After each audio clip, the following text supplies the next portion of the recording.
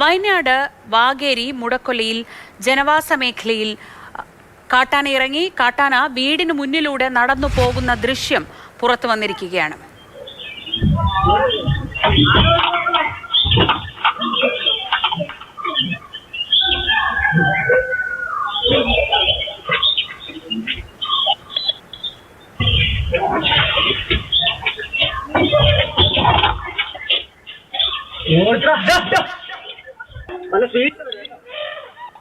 M Kamal വിവരങ്ങളുമായി. കമൽ, ഇതിപ്പോ ആന നേരെ അങ്ങ് നടന്നു പോയി എന്നേ ഉള്ളൂ.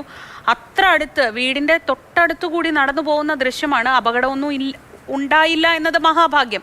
ഈ പ്രദേശത്ത് സ്ഥിരമായി കാട്ടാന ഇറങ്ങുന്നതാണോ? എന്താണ് വിവരങ്ങൾ?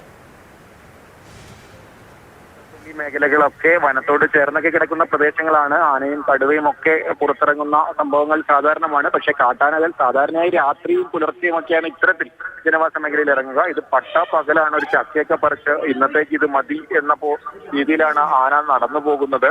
പക്ഷേ ആ മേഖലയിൽ സ്ഥിരമായി കാട്ടാനകൾ കൃഷിനാശം ഉണ്ടാക്കുന്നുണ്ട് എന്നാണ് ആളുകൾ പരാതിപ്പെടുന്നത്. പ്രതിരോധ മാർഗങ്ങളൊന്നും ഫലപ്രദമല്ല. ഒരു ഭാഗത്ത് നേരത്തെ വനംവകുപ്പ് നിർമ്മിച്ച മതിലൊക്കെയുണ്ട്. അതൊക്കെ പക്ഷേ എവിടെയും പൂർണ്ണമായും ആനകളെ പ്രതിരോധിക്കുന്ന സംവിധാനം ആ പ്രദേശത്ത് ഒന്നുമില്ല. ഇതുമായി ബന്ധപ്പെട്ട് നിരന്തരം നാട്ടുകാർ പ്രതിഷേധിക്കുന്നുമുണ്ട്.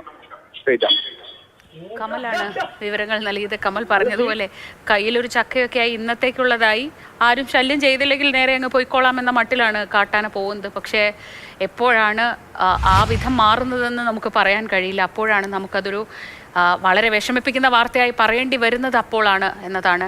ഈ കാട്ടാനയെ പ്രതിരോധിക്കാനോ ആ മേഖലയിൽ കാട്ടാന ഇറങ്ങാതിരിക്കാനോ ഒക്കെയുള്ള നടപടികൾ എടുക്കുന്നുണ്ടെങ്കിലും അതൊന്നും പ്രായോഗികമല്ല, അല്ലെങ്കിൽ അതുകൊണ്ടൊന്നും പ്രയോജനം ഉണ്ടാവുന്നില്ല എന്നതാണ് നാട്ടുകാരുടെ പരാതി.